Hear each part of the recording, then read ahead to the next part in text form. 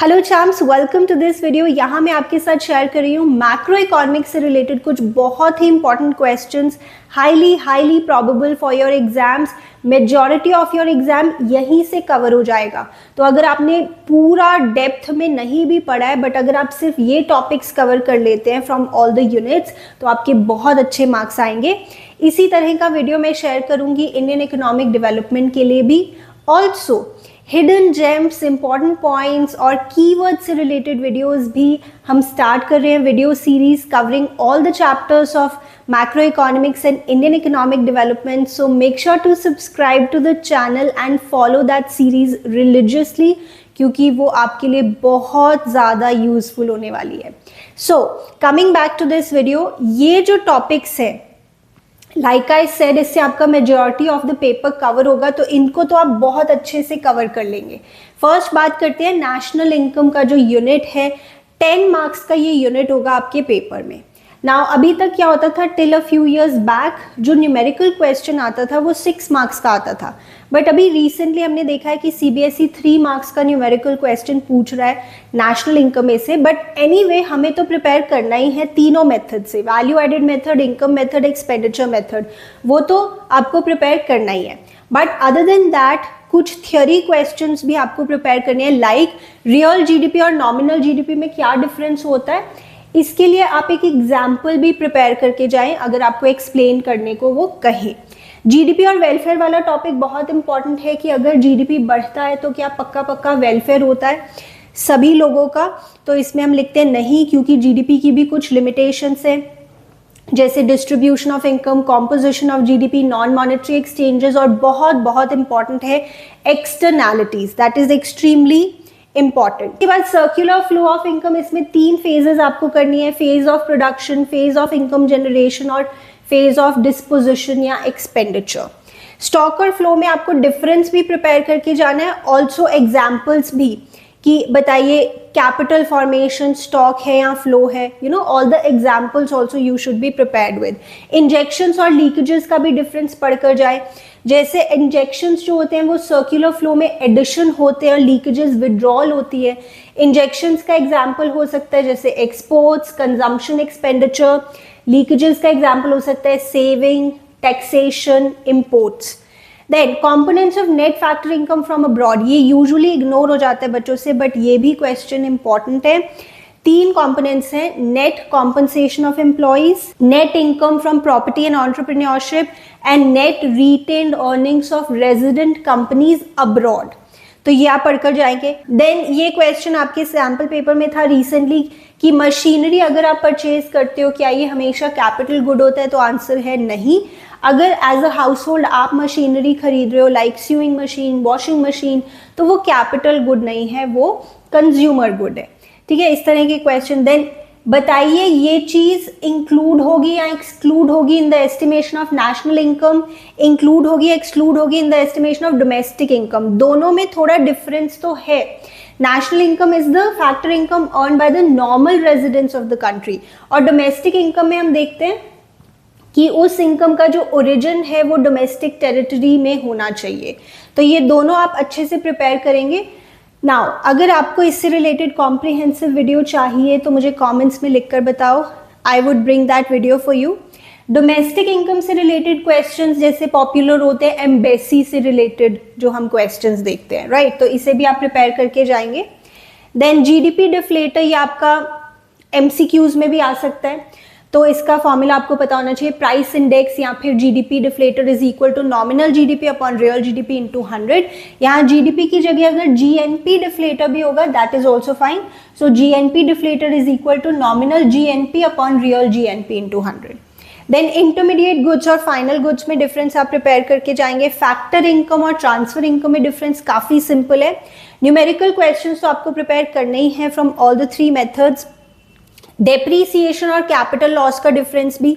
अब आप कहेंगे कि मैम ये तो आपने सब कुछ ही बता दिया, नहीं ये सब कुछ नहीं है, अदरवाइज आप देखो इस यूनिट में बहुत कुछ है, बट उस बहुत कुछ में से ये जो टॉपिक्स हैं वो हाईली इंपॉर्टेंट है।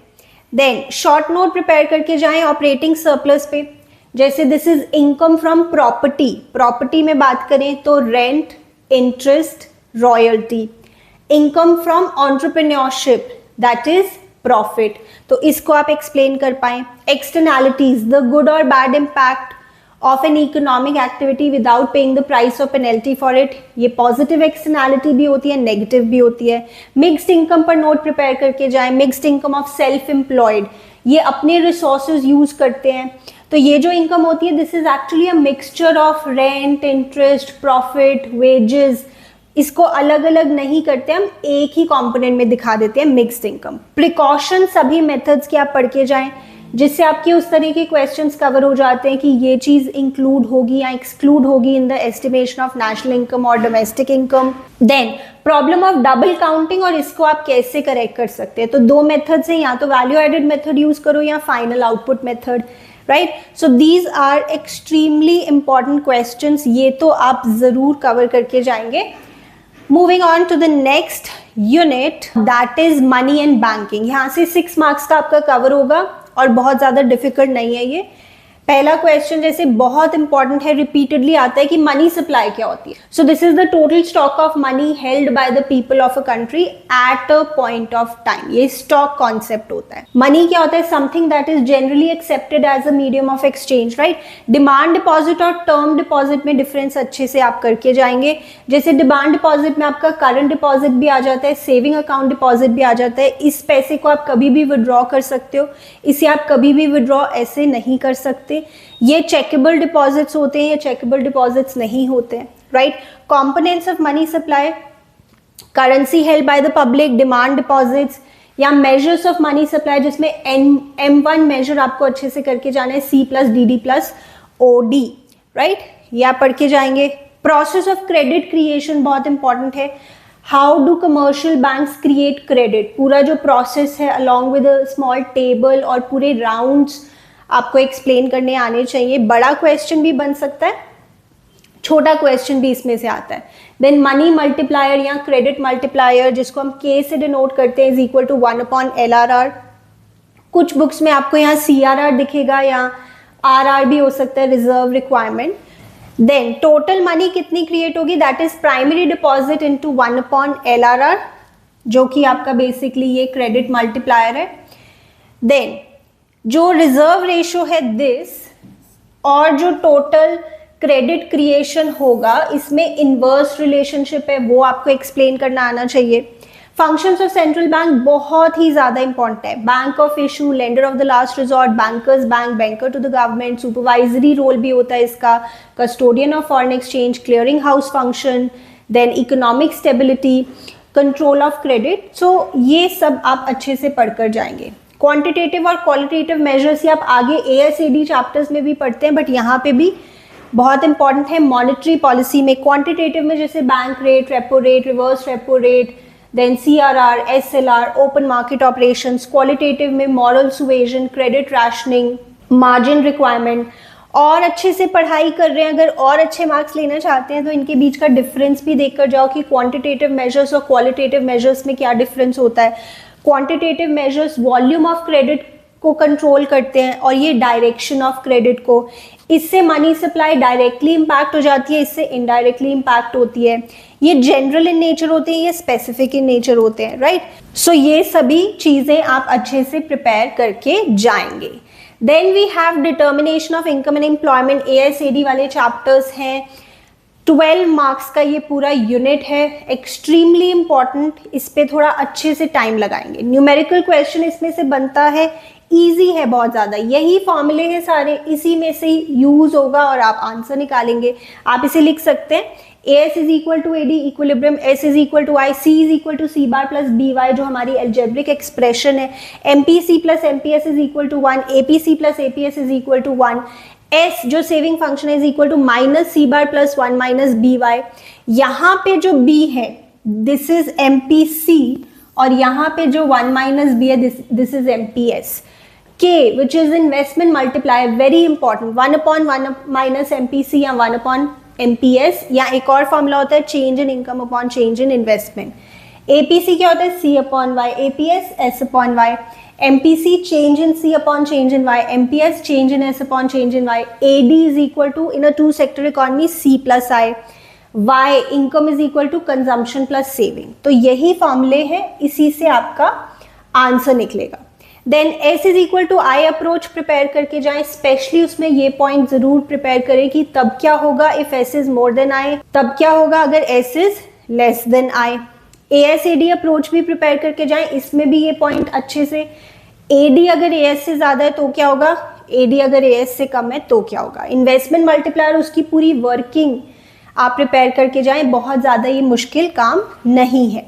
एक्सेस डिमांड या इन्फ्लेशनरी गैप पूरा टॉपिक प्रिपेयर करें विद डायग्राम, ऑल्सो कि इसको करेक्ट कैसे करें। फिस्कल पॉलिसी के मेजर्स हैं, मॉनेटरी पॉलिसी के मेजर्स हैं, बहुत इंपॉर्टेंट।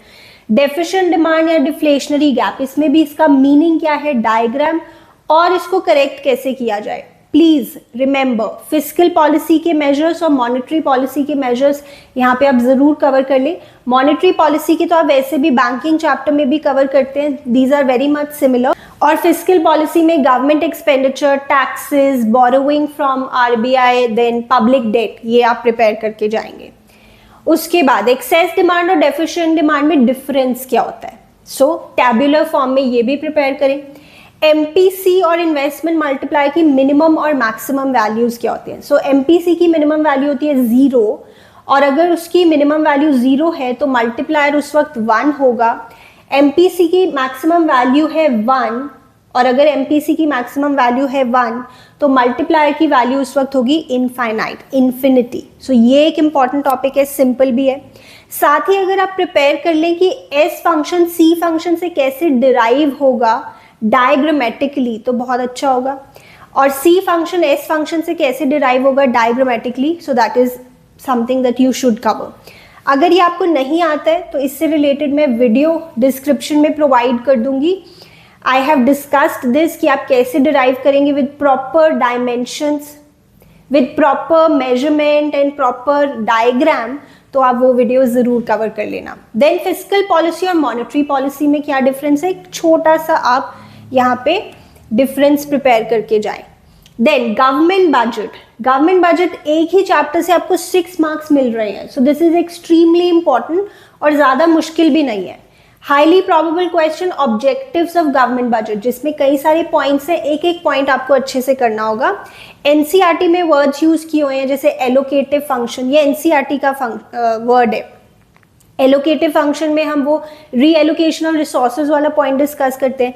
डिस्ट्रीब्यूशन फंक्शन जो redistribution of income and wealth वाला पॉइंट है।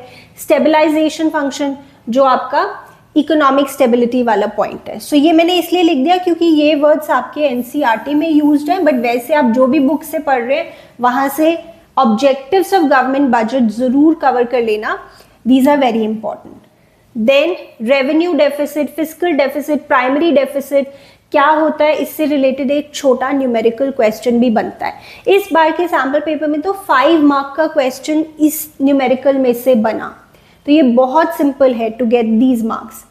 देन आपको पता होना चाहिए कि रेवेन्यू एक्सपेंडिचर क्या होता है, कैपिटल एक्सपेंडिचर क्या होता है, आइडेंटिफाई करना आना चाहिए और इसके बीच का डिफरेंस भी प्रिपेयर कर लेना। देन रेवेन्यू रिसीट आइडेंटिफाई करना आना चाहिए, कैपिटल रिसीट, और इनके बीच का डिफरेंस भी प्रिपेयर कर लेना। This is not difficult. Public goods क्या होते हैं, non rivalries and non excludable in nature, इस बार के सैम्पल पेपर में भी उन्होंने पूछा है 1 मार्क में। देन डायरेक्ट टैक्स और इनडायरेक्ट टैक्स का डिफरेंस पढ़कर जाए। Non debt creating capital receipts, so capital receipt होती है कि पैसा आ रहा है इन अ वे कि या तो लाइबिलिटी क्रिएट हो रही है या तो एसेट कम हो रहा है। तो नॉन डेट क्रिएटिंग मतलब यहाँ पे बोरोइंग हमें नहीं लेना। तो non debt creating capital receipts में 2 आ जाता है, रिकवरी ऑफ लोन्स या फिर डिसइन्वेस्टमेंट। जो थर्ड हमारी कैपिटल रिसीट है बोरोइंग, वो इसका पार्ट नहीं है क्योंकि उससे तो डेट क्रिएट हो जाएगा ना। ओके देन उसके बाद लास्ट यूनिट जो हमारा है बैलेंस ऑफ पेमेंट्स, जिसमें हम फॉरेक्स भी पढ़ते हैं, फॉरेन एक्सचेंज रेट, और BOP वाला जो चैप्टर है, टोटल 6 मार्क्स का। यहाँ पे क्या इंपॉर्टेंट क्वेश्चंस हमारे बनते हैं, डीवैल्यूएशन और डेप्रीसिएशन ऑफ होम करेंसी का difference, very very important, repeatedly ये क्वेश्चन पूछा जाता है। देन डेप्रीसिएशन, अगर डोमेस्टिक करेंसी डेप्रीशिएट हो जाएगी तो इसका इंपोर्ट एक्सपोर्ट पे क्या फर्क पड़ेगा, डोमेस्टिक करेंसी अगर एप्रीशिएट हो जाएगी तो इसका इंपोर्ट एक्सपोर्ट पे क्या फर्क पड़ेगा। अगर आप ये डिटेल में समझना चाहते हैं अगेन मैं लिंक प्रोवाइड कर दूंगी डिस्क्रिप्शन में एक वीडियो का, जहाँ पे मैंने काफ़ी सारे क्वेश्चंस डिस्कस किए। मैनेज फ्लोटिंग क्या होती है ये आप पढ़कर जाएंगे। फ्लेक्सिबल एक्सचेंज रेट सिस्टम में एक्सचेंज रेट कैसे डिटर्मिन होता है, यहाँ पे डायग्राम भी आप देखकर जाएंगे, डायग्राम भी प्रिपेयर करके जाएंगे। Then demand of foreign exchange के सोर्सेज क्या है, सप्लाई ऑफ फॉरेन एक्सचेंज के सोर्सेज क्या है, ये भी पढ़ेंगे। फिक्स्ड और फ्लेक्सिबल एक्सचेंज रेट में क्या डिफरेंस है, करंट अकाउंट के सारे components with like proper table, और आपको पता होना चाहिए कि किसके अंडर क्या है। कैपिटल अकाउंट के सारे कंपोनेंट्स, बोरोइंग्स हैं, इन्वेस्टमेंट्स हैं and others. Autonomous accommodating transactions या आइटम्स के बीच का difference, very important this is. Balance of trade क्या होता है, this is the difference between export and import of goods only. इसी के साथ आप बैलेंस ऑफ ट्रेड और बैलेंस ऑफ पेमेंट्स का भी डिफरेंस प्रिपेयर करके जाएं, ठीक है। देन इस तरह के क्वेश्चंस आप प्रैक्टिस कर सकते हैं कि जैसे एक आपको इकोनॉमिक ट्रांजैक्शन गिवन है, Indian investors land abroad, Indian investors बाहर पैसे भेज रहे हैं, तो इसका इनफ्लो होगा या आउटफ्लो, इससे इनफ्लो होगा या आउटफ्लो होगा फॉरेन एक्सचेंज, तो इससे इनफ्लो होगा या आउटफ्लो होगा फॉरेन एक्सचेंज का, तो आप कहेंगे आउटफ्लो, पैसे जा रहे हैं हमारे यहाँ से। ये कौन सी साइड पे शो करेंगे बीओपी की, डेबिट साइड पे, क्योंकि डेबिट साइड पे हम आउटफ्लो शो करते हैं, क्रेडिट साइड पे इनफ्लो शो करते हैं। कहाँ पे हम बीओपी के कौन से अकाउंट में शो करेंगे, सो दिस इज लेंडिंग या बोरोइंग, ये दोनों चीजें हम शो करते हैं कैपिटल अकाउंट में। इससे फॉरेन एक्सचेंज की डिमांड या सप्लाई पे क्या फर्क पड़ेगा, अगर आप बाहर लेंड कर रहे हो, लेट्स से आप यूएस पे पैसे भेज रहे हो, तो डॉलर्स खरीद के भेजोगे तो डॉलर्स की डिमांड बढ़ जाएगी, यानी increase in demand of foreign currency, और फिर इसका फॉरेन एक्सचेंज रेट पे क्या फर्क पड़ेगा वो आप डिमांड सप्लाई से सोच सकते हैं। तो इस तरह के क्वेश्चंस पे आप प्रिपेयर करके जाएं, बिकॉज इससे आपका बीओपी चैप्टर भी कवर हो रहा है और फॉरेन एक्सचेंज चैप्टर भी।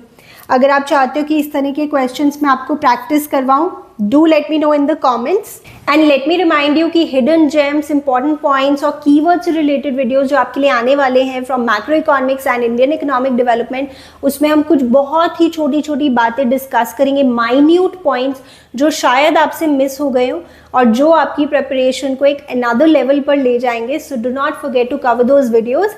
और ये जो मैंने आपके साथ क्वेश्चंस डिस्कस किए, ये तो आपको मस्ट करने ही हैं। These are the very basic questions which you have to cover in macro economics if you want to score really good marks, ठीक है। तो चलो अब मिलते हैं नेक्स्ट वीडियो में।